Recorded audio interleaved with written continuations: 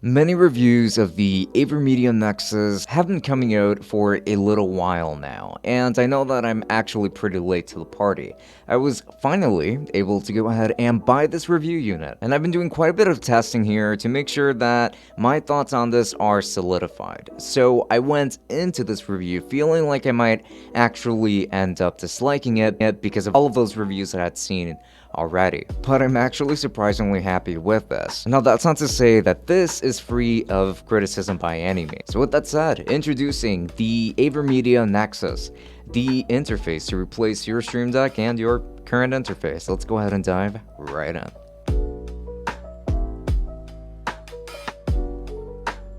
Before we continue, don't forget that I have a Twitch channel that you can go ahead and follow me on for live microphone reviews and much more than that. But you're also going to find my Instagram and a link to the Tech Summit Discord in the description. So come join the community because it is a pretty cool one. We've also opened up a Patreon as of late where if you join, you'll be automatically entered to win one tech gadget every month in our exclusive giveaways. Details to that are going to be down below. Don't forget to check out the description for everything. Now let's get right into the video. Now here's a pretty quick disclaimer. I'm going to be recording this entire review while using the AVerMedia live streamer mic 330 connected to the AVerMedia Nexus as well, the audio interface, in case you wanted to hear what this combination would sound like together. So keeping in mind basically the preamps on this interface as well. And I'm also going to be streaming with it tonight at 8 p.m. Eastern Time so that you can ask all of your questions live. So, of course, links to my Twitch are going to be down in the description. And yes, I will be streaming right here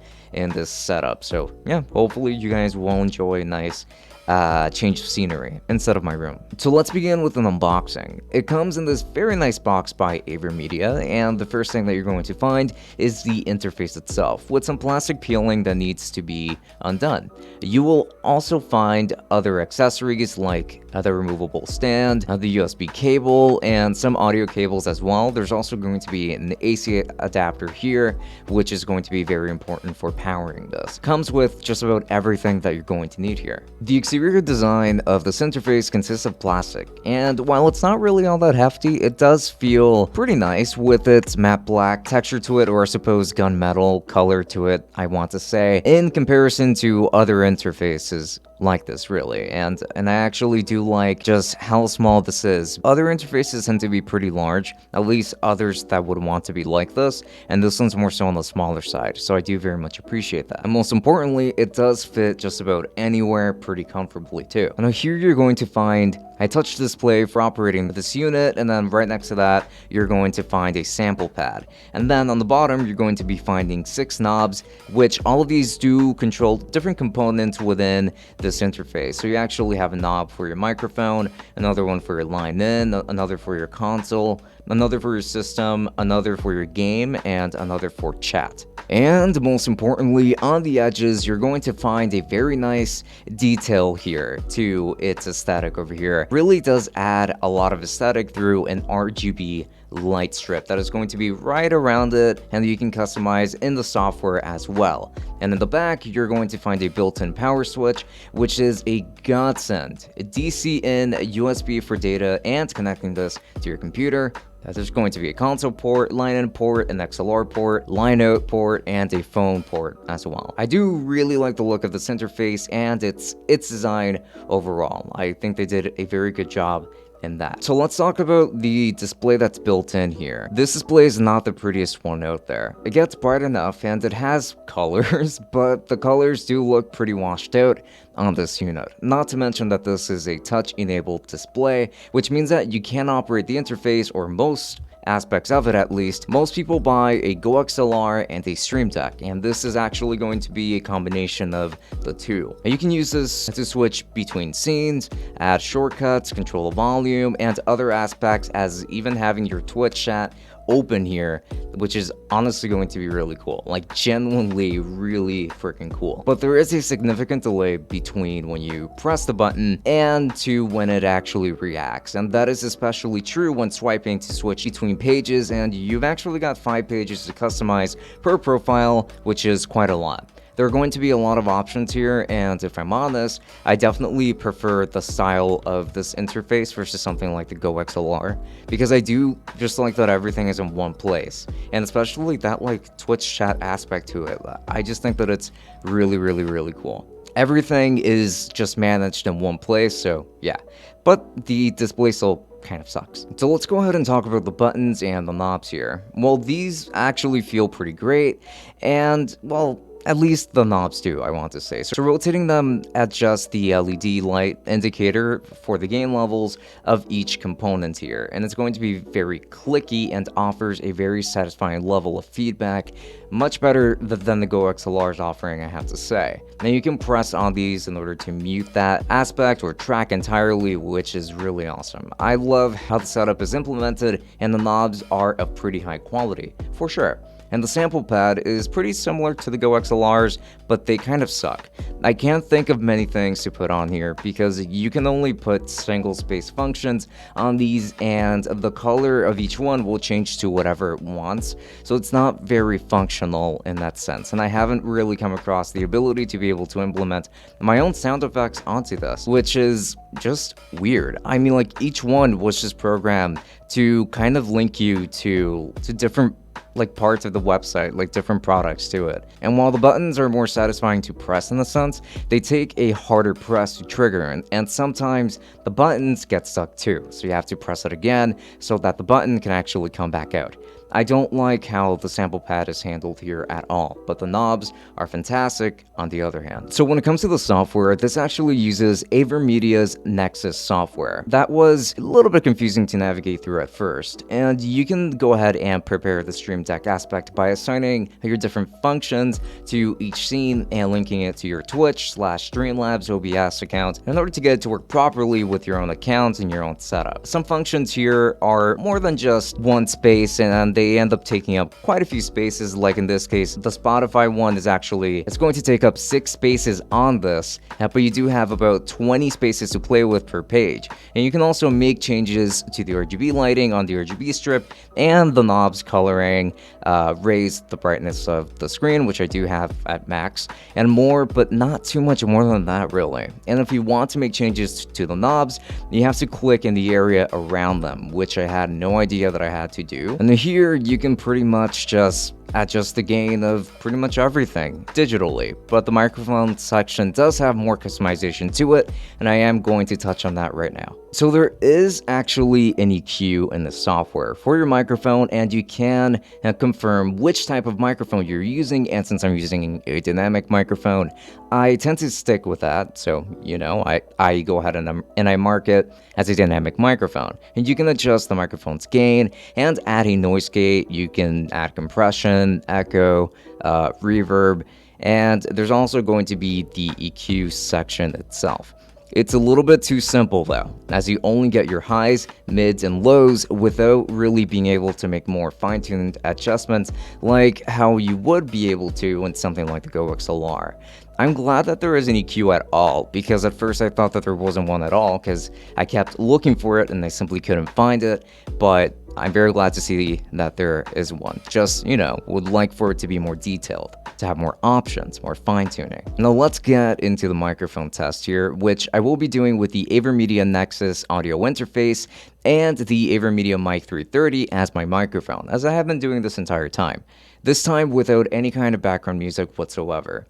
And I have to say that there's something about this microphone, or this setup in general, that makes it so that this microphone just doesn't produce any plosives. Plosives are just going to be less pervasive here, and this microphone sounds cleaner too, which was a surprise because I tested this microphone with my GoXLR and my Yamaha MG10XU, and I found this microphone to be very plosives heavy, and I don't really hear too much of that here. So I'm not sure what's going on there, but I guess that this microphone really does work better with the live streamer Nexus, which I was kind of just joking about last time, but it looks like it actually does.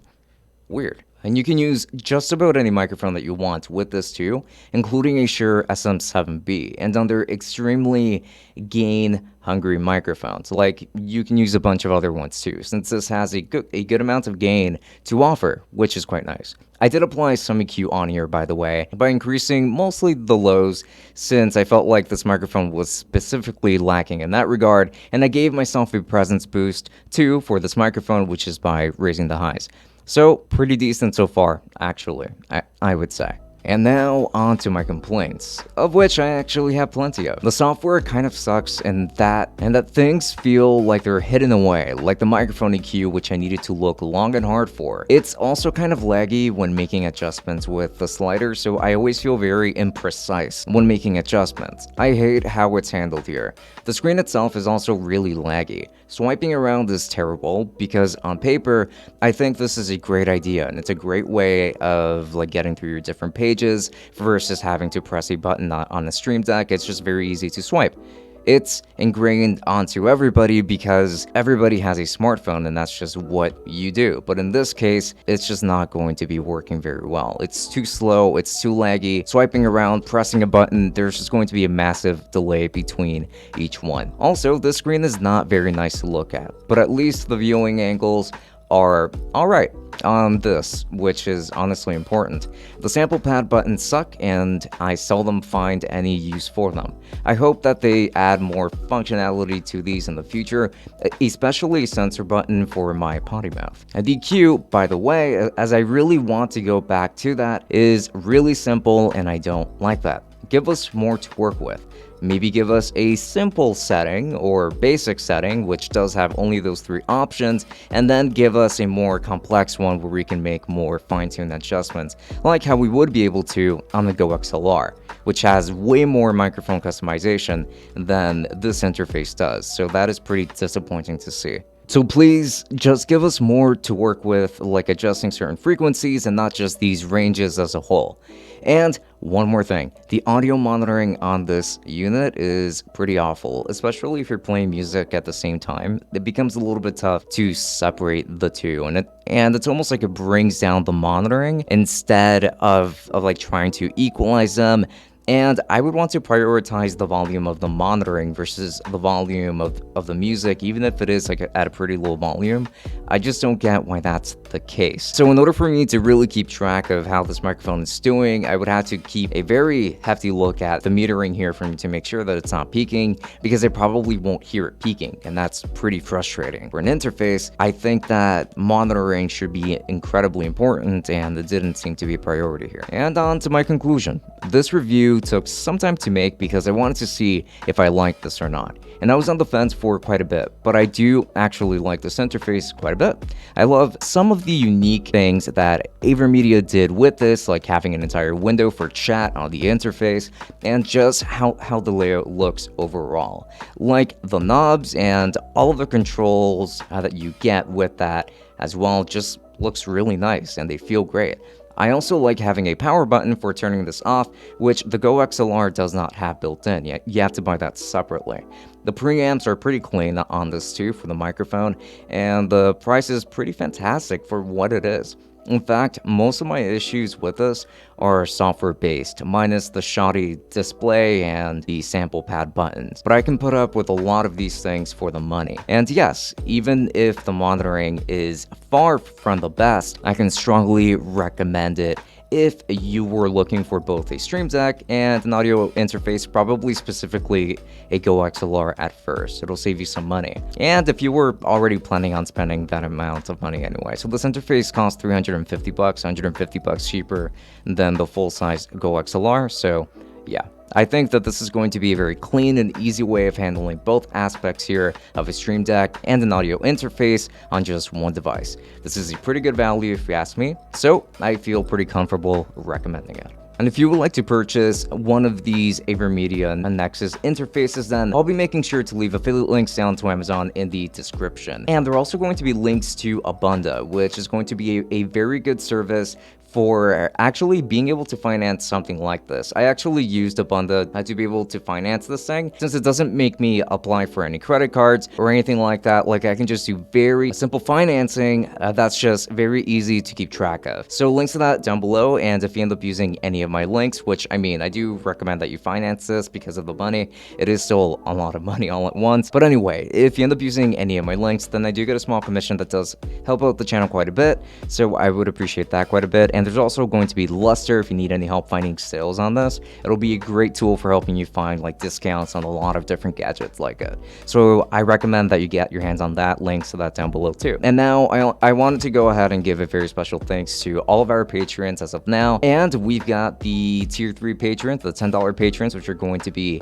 Saad, Alwazel, Omar, and Joe Moss. Thank you so much for all of your support and for going the extra mile for the channel, and we very much hope that you've been enjoying all of the perks over there. Now with that said, I'm going to be giving also a shout out to the rest of our tier 2 patrons, which are going to be listed coming right up. And this is super important. I would just like to give a very special thanks to all of our patrons, which are going to be listed right here on the screen. Again, a massive thanks to you all for supporting us to help us create the kind of content that we bring to you on a day-to-day basis. And thank you so much for supporting the Tech Summit podcast as well. And just remember that if you would like to be a part of this community too, and then do make sure to check out the links to our Patreon, where you don't only get bonus episodes of our podcast, but you also get automatically entered into one of our monthly giveaways of a tech product that we have reviewed that is of at least $50 in value or higher. So links to that down below. And don't forget to follow me on Twitch, as I'm going to be streaming with this tonight at 8 p.m. Eastern time, so I don't think that you want to miss that. And I'm going to be streaming right here too, so that should be pretty interesting. This isn't my usual setup for streaming. So with that said, this has been Francisco from Tech Summit. Thank you for watching, and I will be seeing you all later. Enjoy.